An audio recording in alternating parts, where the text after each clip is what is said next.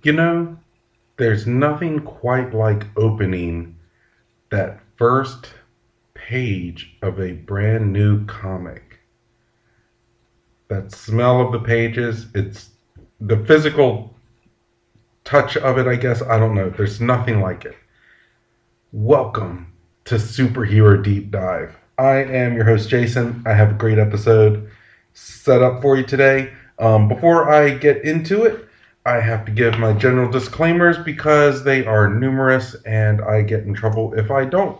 So, the information pulled from this is from different sources across the internet and may or may not be completely complete. They do give a really good insight on the current superhero, though, and the reason I say they may or may not be completely complete is because I like to get into more of the meat of the matter. There's a lot of storylines that a lot of superheroes are in, and it's kind of ridiculous to try to talk about all of them. And some of them you think they're big deals, but then they end up going right back to how they were before the storyline. So I kind of cut some of that stuff out. But I promise I'll do my best, and hopefully it'll give you interest to explore the superhero even further. Also, um, if you like if you like this, if you don't, if you have any questions, requests, comments, critiques, insight, fun facts, anything like that, please feel free to reach out to me. I changed my Twitter handle. Instead of before it all one, it's now Super Deep Dive. Really easy. Follow me on Twitter at Super Deep Dive. You can also use the hashtag Superhero Deep Dive. Um, Also, you're probably listening to me every Tuesday on the Talk Nerdy to Me network, wherever you listen to your favorite podcast. I'm also featured now on Outworld Fleet Radio every Tuesday and Thursday at various times. So catch me on that. That website for that is www.un-con-ventional.com/radio. So check it out. You can also find me on YouTube. Just look up Superhero Deep Dive. And I put, it's basically the same podcast just with slideshows of artwork of the character so you get a visual of what we're talking about too. So yeah, let's get into this. This week I am going to talk about Thunderbird and Warpath, which same superhero, different name. They just changed their name halfway through, so keeping it fresh. um, Excuse me. I am getting over just a little bit of a cold, and I promise you it is just a cold. The pollen here in Virginia is brutal. Alright, so his real name is James Proudstar. And now James Proudstar was born on the Apache Reservation in Camp Verde, Arizona. And as a young boy, James idolized his older brother, John Proudstar. Now, John Proudstar was a mutant. He had kind of superpowered senses and strength. And John was actually recruited to be on the X-Men, and he was killed on one of the team's first missions. Like, I believe he ended up dying in an airplane because he was trying to defuse a bomb or something. So, like, he died how any hero would, like trying to save everyone else. Um, but James Proudstar, because he didn't know all the details, he blamed the X-Men for his brother's death and promised to murder its founder, Professor X, or Charles Xavier. So, with that, James, after doing that, after finding all this out, James manifested his own mutation, similar to his brother's. And we'll go over his power set in a bit. But he joined the Hellions, or the Hellfire Academy, or Hellfire Club, I'm sorry, at the Massachusetts Academy under the leadership of the White Queen, where he was tutored and trained by her in the use of his powers. So this whole time he is being motivated by revenge and hatred. So just keep that in mind. Um, Now the Hellfire Club, or the Hellions and the X-Men had, especially the New Mutants, they had a long-going rivalry. They were constantly trying to one-up each other. They were always challenging each other to different things, just to try to see who was better out of the two. So, they go back and forth for a long time. Um, at one point, James had donned his brother's original costume and kidnapped the X-Men Banshee. And this was to draw the team to Cheyenne Mountain, where his brother John had been killed. Everything was going just as he had planned, but at the last second, James could not bring himself to kill Professor X. Xavier eventually convinced Thunderbird that his brother died a hero's death, and James released him, stating Professor Xavier was an honorable man. So this is really cool in the fact that he had the guy that he believed killed his brother. He's filled with hatred. He's filled with this longing for vengeance to take his brother's killer, and he couldn't do it. He just couldn't do it. And then he had the wherewithal to listen to Professor Xavier, find out what really happened, and then put away that hate, just washed it off, and let him go, and even went as far as saying he was an honorable man. That's a lot to digest in that little part. So Professor X offered James membership to the New Mutants, but he declined. Instead, James rejoined the Hellions and eventually became the leader. Excuse me. At some point, James felt like he did not fit in with the Hellions and quit, returning to the Apache Reservation in Camp Verde, Arizona. Now, this was interesting because he didn't go back to the X-Men, or didn't go to the X-Men, even though he's been offered membership. He went back home. He kind of went back, and I'm honestly thinking this is because a lot of the Hellions' motivations were greed or self-centeredness.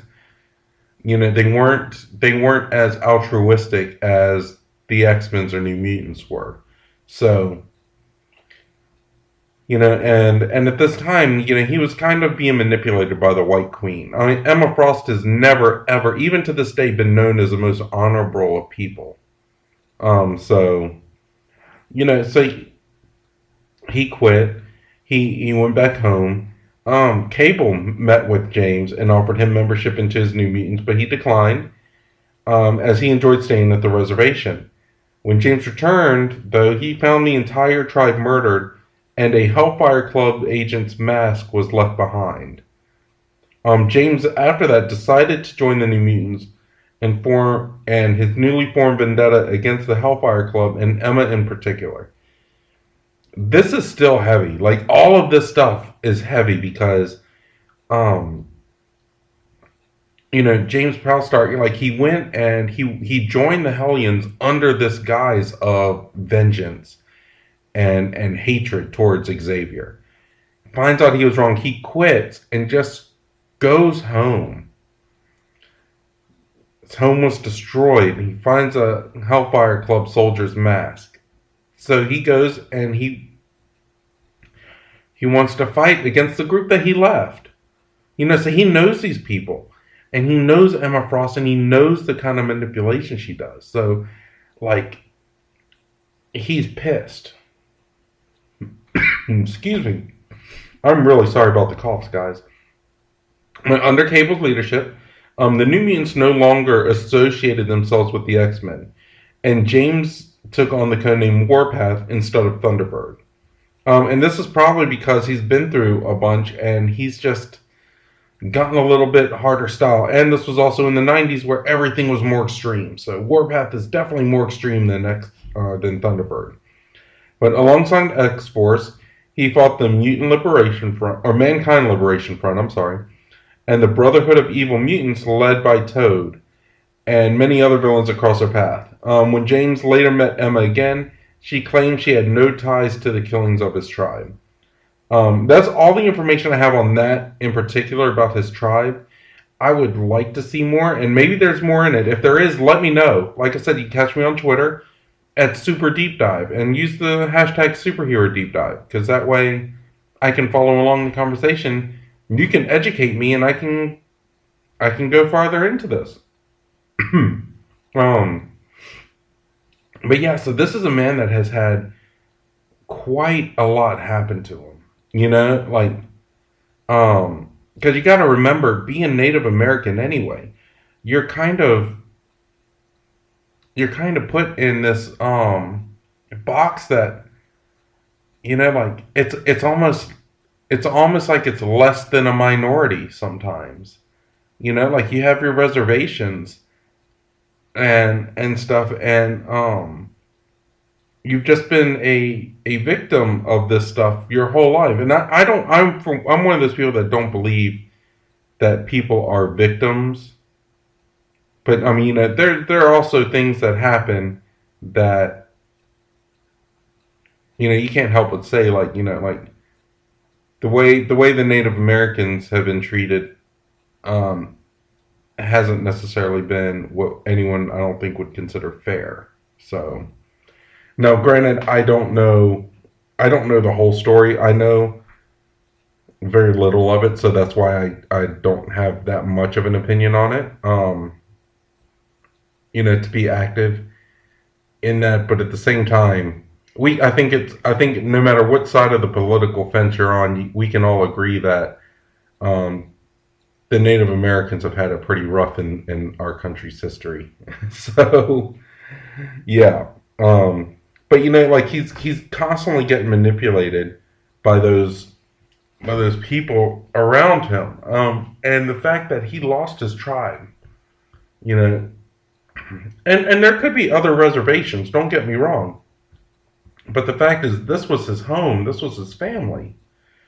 He lost his brother, and for years went on thinking that you know his brother died a needless death when he really didn't. And he trained his whole life, like his whole basic power set. And I'm one of those guys. I've taken martial arts for years and years and years. I can learn a new martial art, like I can learn a new style, but you still have that basis in what you learned originally. And when that adrenaline hits, you're going to find yourself going to what you already know over the new stuff that you're learning, because you already know that stuff. Like you have to consciously make that decision. Like if you're in a sparring match or something, you have to consciously make that decision to use newer techniques that you may know, as opposed to stuff that you've already used for years and years and years. So I can see where he's coming from with that. Like he's being taught these things, but he also knows battle strategies from the Hellions, which was not the most honorable of groups. Um, so like he's probably learning a little bit dirtier fighting and stuff like that. And the X-Men and that whole brood has always valued life over things. So whereas the Hellions may have valued the victory over the lives of others. So he may be in the mindset of if there's an emergency, of fighting the bad guy, and throwing them through buildings, as opposed to making sure the area is cleared so no innocents get hurt. So I mean, there are differences there, and this is a man that's been manipulated every time. Excuse me. So it's crazy. His story is crazy. Now powers.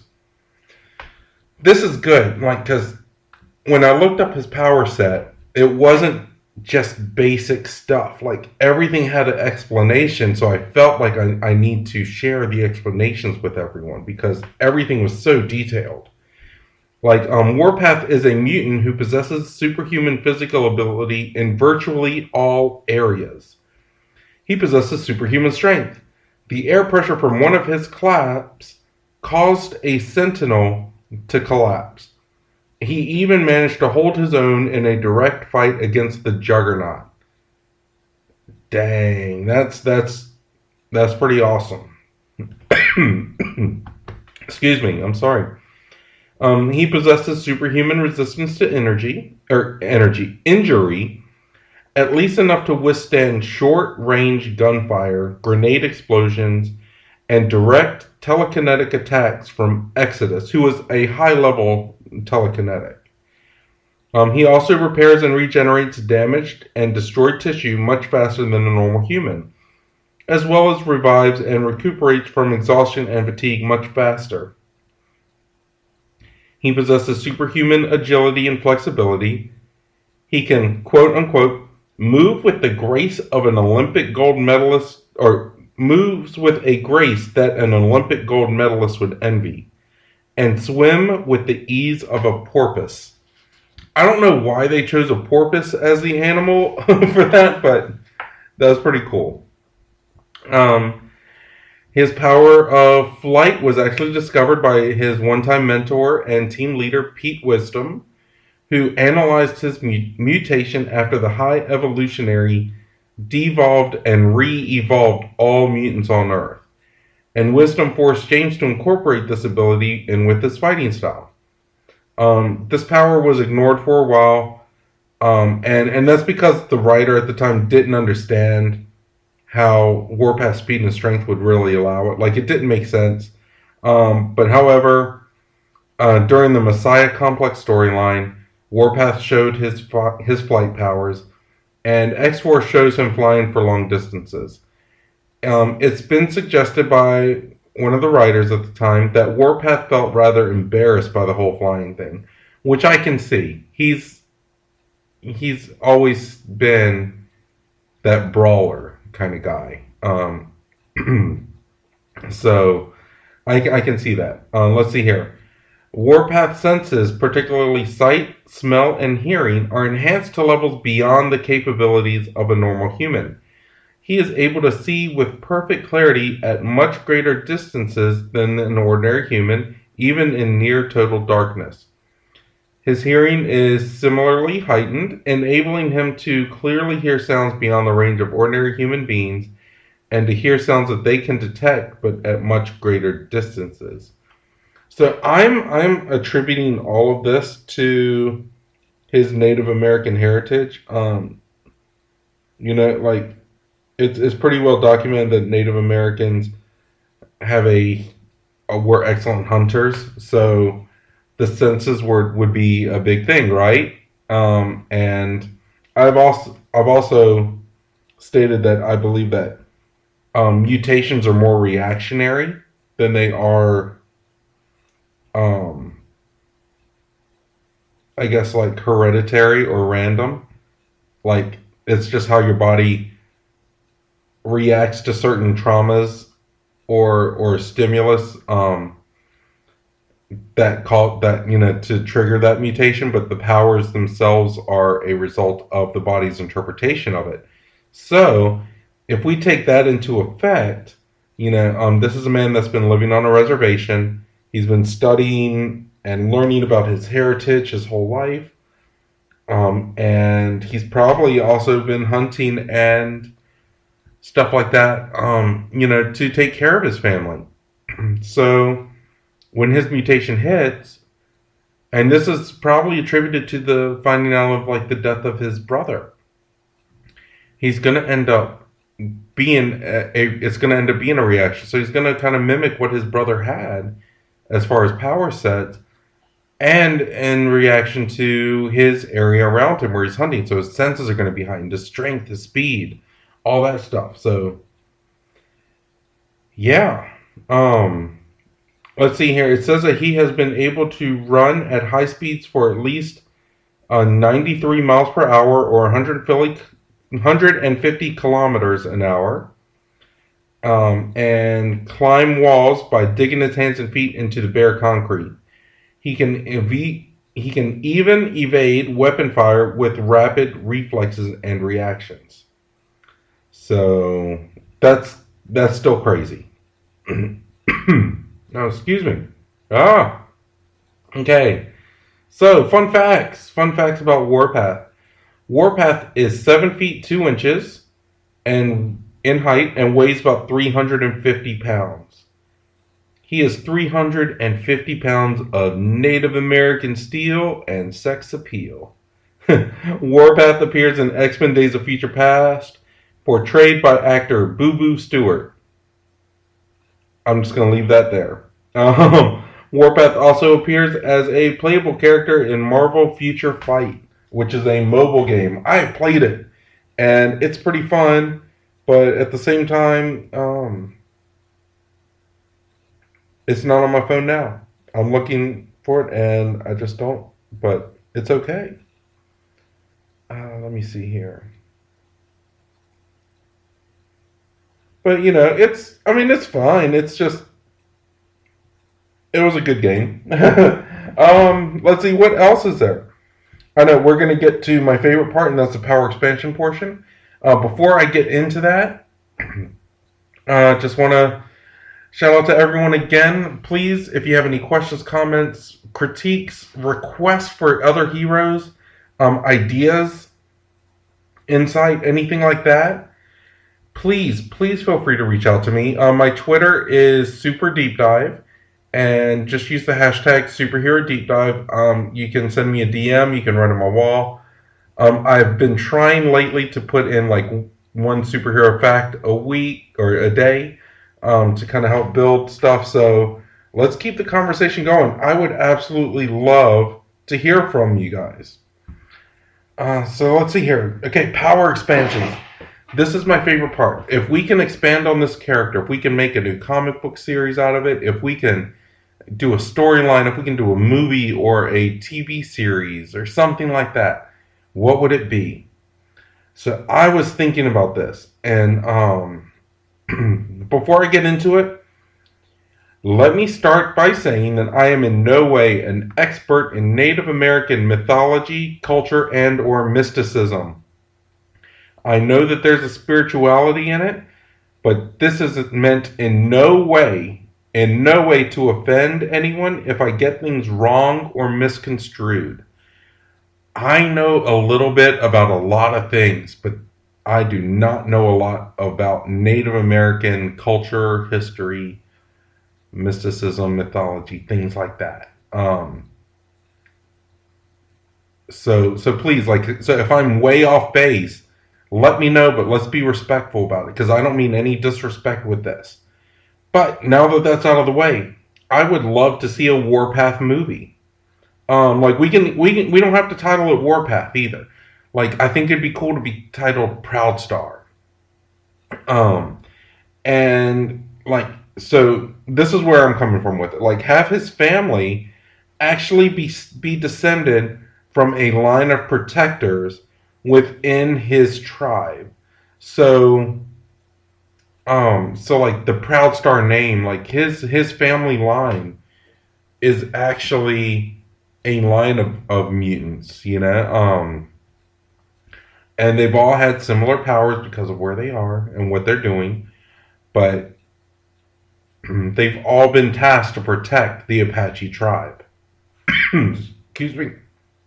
Excuse me, that was weird. But and it's pretty well known, at least to my knowledge, that different Native American tribes would fight.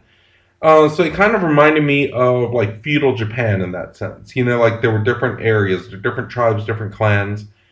They would fight. They'd fight for supremacy. But so let's have his family be the protectors and main warriors for his tribe in the Apaches. There could be some rival tribes, and I looked this up, so thank you, Wikipedia, for this. Like the Comanche or Pima tribe, they were actually known to be, rival tribes, and they could have their own heroes, or even, and I like this idea better, they could even have, like, outcasts from that tribe, because we can even say something as silly as the Apache tribe is more well known, so they're upset over that. I mean, it doesn't have to be anything real big, but there could be some rival tribes, and if we use the outcast theory, which I think we should, So for argument's sake, let's do that. Let's use the outcast theory. Like there's a couple people, or maybe a small group, or even just another superhero that's like Warpath, that's from the Comanche or Pima tribe, um, that that is an outcast from them because he wants to get revenge on them. Um, but if we do that, we're not going to end up making one tribe out to be better than the other. But instead, with an individual or small group within, it's holding on to a rivalry and taking matters into their own hands. So this way you're not sitting there, and while you're including the Apache tribe, you're not making bad assumptions that could ultimately be false, against the Comanche or Pima tribes. You could just have someone from it, like a little extremist group. Excuse me. Um, so Warpath has to battle this rival group, or these rival people, and in turn learns more about his heritage, grows as a character, and it sets the stage to have him be a better representative for other Native Americans, and possibly puts him on a bigger stage in the Marvel Cinematic Universe, because that would be really cool. We recently had the New Mutants movie come out, and when I say recently, I don't know how that can be termed, because it's been, what, I think within a year, and but they've had that movie for 2 or 3 years, I think. So who knows? But the one girl from it, Danny Moonstar, she's Native American and she has the demon bear. So that kind of put a little spotlight on some Native American mysticism that mixed in with her mutant ability. So let's keep exploring that, but let's give it a little bit more positive range than have it be a weird kind of superheroes horror movie. Um, we can even have cameos by her, or at least have her be mentioned, or the demon bear mentioned. Because that's not necessarily a bad thing. But have him in there. Who would you cast? That's kind of a big question. Who would you cast in something like this? I mean, who could carry a movie? Because the actor that played Warpath in the X-Men movie, he was not a main character guy. I mean, I'm sure he's a great actor. I don't know what else he's been in, but he is not. He is not a name that would be well known enough to carry a movie. So we need that. Who would you pick? I'm stumped. I mean, the only thing I can think of is Dwayne Johnson, and that's because the American Samoa heritage that he has can almost be interpreted to be compatible with a Native American, but that's still a stretch. Like, that's a stretch. Just like he looks like it if you squint hard enough. Uh, Let me see here. I want to see who Boo Boo Stewart's been in movies with. See, like Boo Boo Stewart was in the Descendants movie on Disney as well. That's not. I'm sorry, that's not good enough for me. That's not good enough. I appreciate the work you did and the effort you did, but that's just not good enough for me. Um, let's see here. If I go to Google or Bing, let's see, Native American actors. Jason Momoa is Aquaman. He's listed as a Native American actor. That could work. I would love to see that. Actually, that's pretty cool. Channing Tatum is listed. I'm just gonna use that chuckle as my answer for that. I'm looking to see anyone else. I'm not really seeing a whole lot. So we need some great Native American actors to give that proper representation. And I would love it. I would absolutely love it. Like, because if we build this whole mythology, and when I'm saying mythology, I don't mean mythology in the Native American community, just mythology in the like the mythos in the Marvel Cinematic Universe. That could be awesome because that can feed into Doctor Strange with his whole mysticism. There's a whole layer of Native American stuff that could be happening um, to fight like supernatural enemies. The fact that he's a mutant, they're working on incorporating that in the universe. This would be a great opportunity with that. Um, and I love the fact of seeing Warpath with like Spider-Man on his shoulder or something, perched up, ready to attack. Because that's just how I view it.